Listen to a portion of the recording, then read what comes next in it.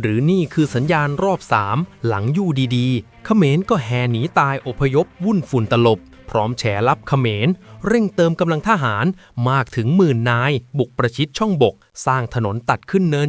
745เจอไทยเตรียมบุกขึ้นยึดเนินโดยก็บอกเลยครับว่าสถานการณ์ชายแดนไทยเขมรตอนนี้เองกำลังตึงเทียดจัดอีกครั้งแล้วโดยเฉพาะต่อกับการเข้ามายั่วยุป่วนทหารไทยจากพวกทหารเขมรนะครับที่บอกเลยว่ามาแทบทุกวันปะทะคาลมกันทุกวันจนทหารไทยแทบเบื่อขี้หน้าอยากสร้างกำแพงให้เสร็จเร็วๆใจจะขาดแต่ทว่าเขมรมันก็ไม่ได้มาแค่ปะทะคาลมนะสิเพราะมันหวังให้ทหารไทยตอบแบบโต้ทำให้เกิดการปะทะจริงให้ได้อย่างเช่นการทำปืนลั่นซึ่งมันก็เล่นเล่นี่อีกครั้งในค่ำคืนที่ผ่านมาเมื่อเวลา 21:30 นาทีของคืนที่15 กุมภาพันธ์ 69ที่ผ่านมาได้มีรายงานว่าทหารเขมรยิงปืนเล็กใส่ฝั่งไทย 4-5 นัดเพื่อเช็คแนวก่อกวนทหารไทยในพื้นที่ปราสาทคณาก่อนที่ต่อมาครับจะได้มีการเปิดเผยจากกองทัพภาคที่2รายงานกลับกันว่าจริงๆแล้วเกิดเหตุไฟป่าใกล้ปราสาทคณาเลยทำให้ฝั่งเขมรมีเสียงปะทุคล้ายกระสุนปืนเล็กเป็นระยะคาดว่าไฟป่าทำให้สัพพาวุธที่หลงเหลือในพื้นที่ชายแดนเกิดการปะทะและขอให้ทุกส่วนติดตามข้อมูลจากเพจที่เป็นทางการอยู่ระหว่างติดตามสถานการณ์อย่างใกล้ชิดแต่อย่างไรก็ตามนะครับถึงแม้ว่าทางทัพภาค2มีการออกมาปฏิเสธข่าวลือที่ว่าทหารเขมรยิงปืน 4-5 นัดว่าเป็นเพียงเหตุไฟไหม้ป่าใกล้ปราสาทคณาเท่านั้นเองนั้นกับปรากฏว่าฝั่งเขมรครับมันดันเล่นใหญ่เลยทีนี้พอต่อมาครับหลังจากเหตุการณ์เสียงปืนดัง 4-5 นัดพื้นที่ปราสาทคณาแล้วนั่นเองครับมาเช้านี้เลย16 กุมภาพันธ์ 69ก็พบว่าฝั่งเขมรได้มีการแห่แชร์คลิปการอพยพของชาวบ้านตามชายแดนแบบยกขยงครั้งใหญ่ทันทีที่เรียกได้ว่าสับตีนแตกโดยก็อ้างอิงจากเพจดัง Army Military Force ได้โพสต์คลิปและข้อความว่าวันที่ 15-16 กุมภาพันธ์ 2569มีรายงานล่าสุดทหารเขมรได้สั่งอพยพชาวบ้านออกจากบริเวณพื้นที่ชายแดนอีกครั้งแล้วก่อนที่ต่อมานะครับทางเพจก็ได้ทำการรายงานว่า15 กุมภาพันธ์ 2569ทหารเขมรโพสต์คลิปถนนคอนกรีตขึ้นสู่เนิน745ช่องบกซึ่งเป็นเนินที่ฝ่ายเรายังยึดคืนไม่สำเร็จโดยเจ้าตัวระบุว่า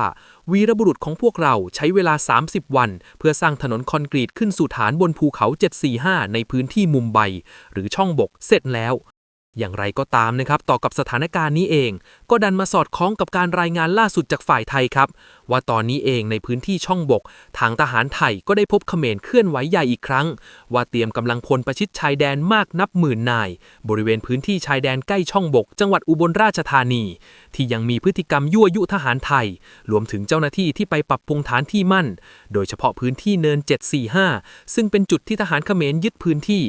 โดยก็ได้มีทางด้านอาสาสมัครทหารบุญจันทร์ทันเตหัวหน้าหน่วยประสานงานชมรมทหารพรานค่ายปักธงชัยจังหวัดอุบลราชธานีซึ่งเมื่อไม่กี่วันที่ผ่านมาเจ้าตัวมีโอกาสได้ขึ้นไปพร้อมกับเจ้าหน้าที่ทหารเพื่อดูเส้นทางและร่วมกันทำถนนไปที่บริเวณเนิน745ก็พบว่าสถานการณ์ตอนนี้บริเวณพื้นที่ใกล้กับเนิน745มีทหารเขมรเสริมกำลังเข้ามาอย่างต่อเนื่องมีถึงหลักหมื่นนายตั้งอยู่ในฐานที่ตั้งห่างจากฝั่งไทยประมาณ2กิโลเมตรส่วนกำลังของทหารเขมรที่อยู่บริเวณเนิน745มีประมาณ4-5,000 นายโดยพฤติกรรมของทหารเขมรที่ตอนนี้ยึดเนิน745ก็พบว่ายังลักลอบขโมยน้ำจากลำห้วยในดินแดนของประเทศไทยอีกด้วย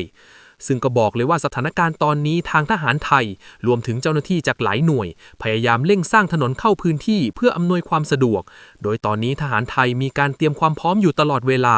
โดยอุปสรรคหลักในการที่ทหารไทยจะเข้ายึดพื้นที่บริเวณเนิน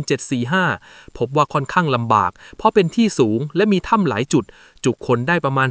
400-500 คนทำให้ทหารเขมรเข้าไปซ่อนตัวและใช้เป็นที่เก็บอาวุธที่มองว่าการยึดพื้นที่ตรงนี้กลับคืนทหารไทยจะต้องเข้าโจมตีพร้อมกันเป็นหน้ากระดานและสำหรับที่ผ่านมาพบพฤติกรรมของทหารเขมรพยายามมายั่วยุทหารไทยจึงเชื่อว่าโอกาสเกิดการปะทะรอบ3ค่อนข้างสูงแต่อาจต้องใช้เวลาสักระยะพร้อมเรียกร้องให้รัฐบาลชุดใหม่เล็งแก้ปัญหาชายแดนจัดการให้จบเบ็ดเสร็จเด็ดขาดผลักดันให้เขมรออกไปจากพื้นที่เพื่อที่ชาวบ้านจะได้ไม่ต้องอยู่ด้วยความหวาดผวา อย่างไรก็ตามนะครับสำหรับจุดนี้เองเนิน745ในวันนี้เองก็ไม่ใช่แค่เขมรแล้วครับที่กำลังทำถนนขึ้นเพราะทหารช่างไทยก็เร่งทำให้เสร็จเช่นกัน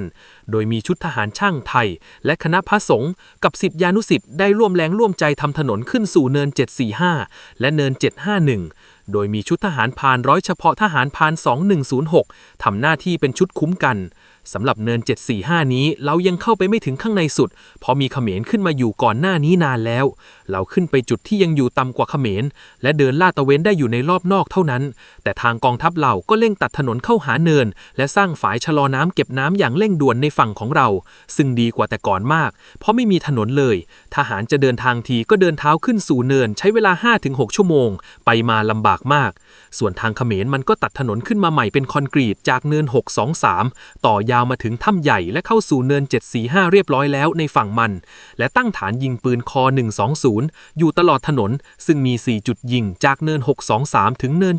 745ที่บอกเลยว่าถ้ามีรอบ3จุดนี้จะเป็นจุดที่ดุเดือดที่สุดทั้ง2ฝ่ายต่างจะเอาหน่วยรบที่แข็งแกร่งกว่าเดิมและอาวุธที่ดีขึ้นกว่าเดิมเข้าปะทะกันอย่างแน่นอนนั่นเองครับมาดอกปรางเนี่ยมาดอกปรางไงการวัดเวลามาโตเต้สเตย์ให้ตัวเมย์ทงเมย์เมาส์สเตย์ให้เต้นั่นตาจะมาดอกปรางนั่นนะมุมมองเริ่มที่หลังของเราแล้วสมาร์ทดอกบัตรเดอร์เต้ก็สเตย์ก่อนมา